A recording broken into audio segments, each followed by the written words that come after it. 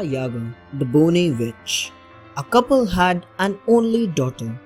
When the man's wife died, he married again, but the wicked stepmother did not like the girl.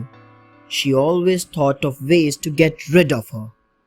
One day, the wicked stepmother said to the girl, "Go to my sister, your aunt, and ask her for a needle and thread to stitch a dress for you." Now, the wicked stepmother's sister was none other than Baba Yaga, the bony witch. Now, the little girl was very intelligent. Instead of going to Baba Yaga, she first went to her own aunt. She asked, "Mother has sent me to her sister for a needle and thread to stitch a dress for me. What should I do?" The aunt told her what to do. "Listen, my dear," she said. "At Baba Yaga's home, you will find a birch tree that will lash your face. Tie it with a ribbon. There will be gates that will creak and bang.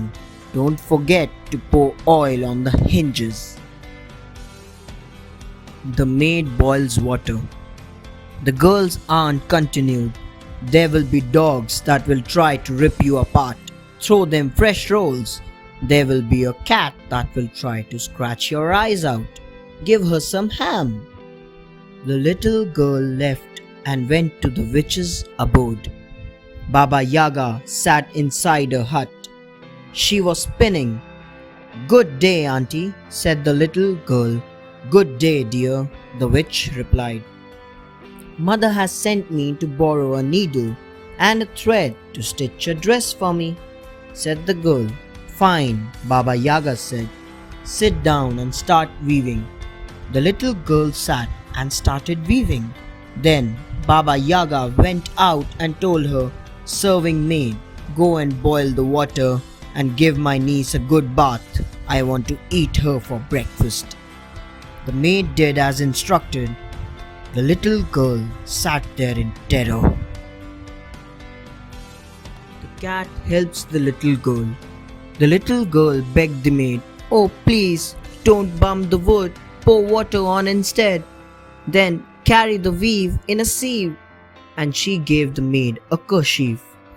In the meantime, Baba Yaga was waiting for her. She went to the window and asked, "Are you weaving, dear niece?" "I am weaving," the girl replied. When Baba Yaga went away from the window, the little girl gave some ham to the cat. She then asked the cat for a way to escape. The cat gave her a comb and a towel. "Take them and run away. When Baba Yaga chases you, listen to the sound of her coming and throw down the towel. A wide river will appear. If she crosses the river and starts following you again, when you hear her coming close, throw down your comb. A dense forest will appear. She won't be able to cross the forest."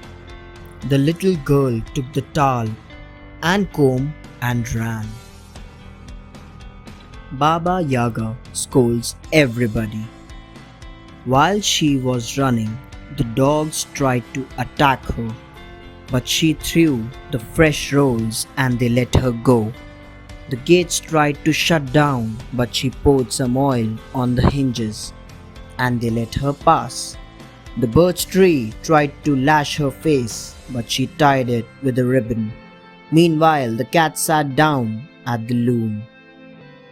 After every few minutes, Baba Yaga would call, "Are you weaving, dear niece?" And the cat would answer in a low voice, "I am weaving, auntie." The witch felt something suspicious. She rushed into the hut and saw that the girl had ran away. The witch started thrashing the cat and scolded her for not scratching out the girl's eyes. Baba Yaga then thrashed and scolded all the dogs, the gates, the birch tree, and the serving maid. Everyone said to her, "We have served you for years, still you never gave us anything."